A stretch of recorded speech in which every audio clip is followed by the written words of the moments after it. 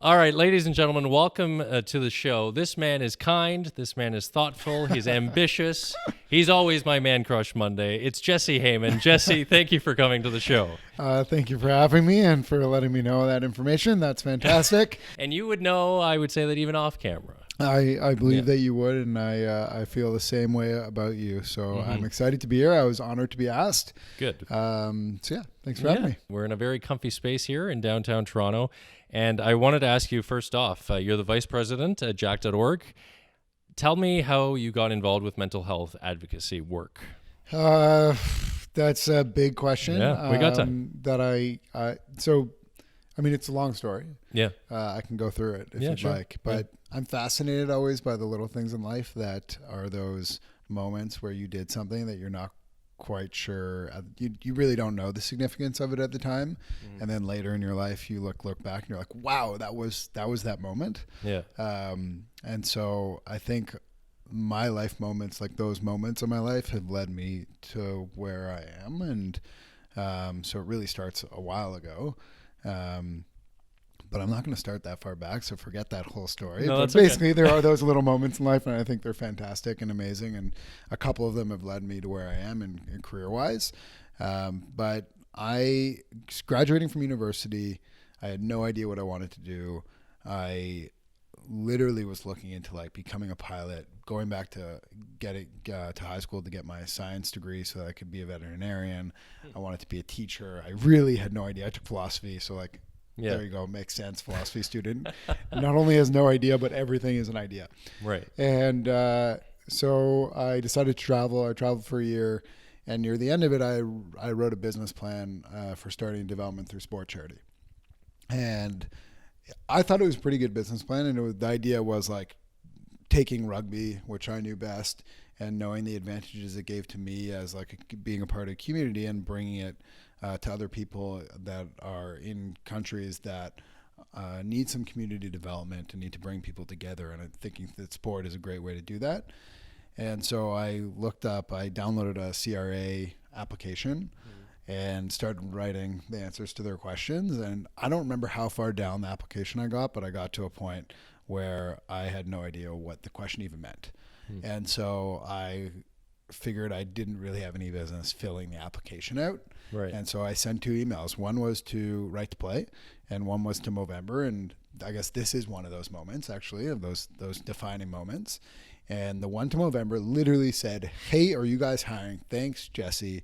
No resume attached, no other additional information to their info.ca at Movember.com. Yeah.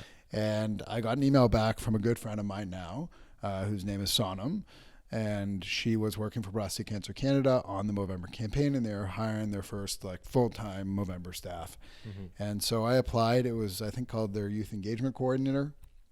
And 6 months later, the campaign blew up. Right place, right time. And so I just became further and further involved, and eventually that team grew to about 25 in Toronto and was part of a roller coaster campaign and movement. Yeah. And then I'll intersect personal and professional. On the professional side, we were running a campaign that was raising at times $44 million, depending on the year, between 20 and 44, largely on the backs of young people. But it was about prostate cancer, and they really can't relate to prostate cancer other than their father or their grandfather maybe getting it. Yeah. And so I started pushing pretty heavily for them to work within mental health, especially when you're talking about the effect that it will have on young people and does have on young people. And so that's where it began, and Movember did go into mental health. And so I started learning a lot about it. And this is a bit of a rant, but it's a longer story. And then someone came into my life that was extremely important to me, and she struggled significantly with an eating disorder, and she'd be totally comfortable with me talking about it. And I realized that amongst all of this conversation, this is about 6-7 years ago, happening around mental health, Bell Let's Talk was out at the time. They were the biggest and most notable, creating a conversation, saying reach out and ask for help, which is fantastic, and it's great that they were creating that.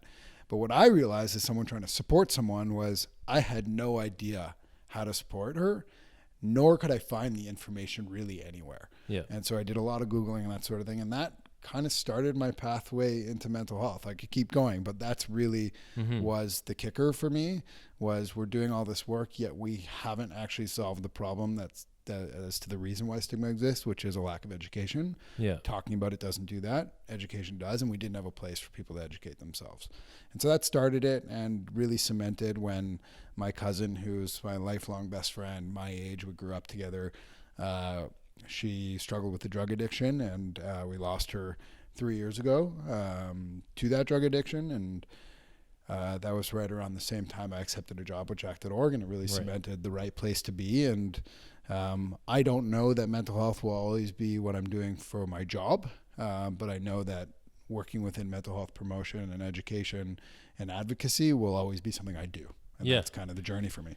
Wonderfully said. And I think it's important to realize that intersect between personal and professional, right? Like, so I think to keep you talking, just to give context, what would you say Jack.org does?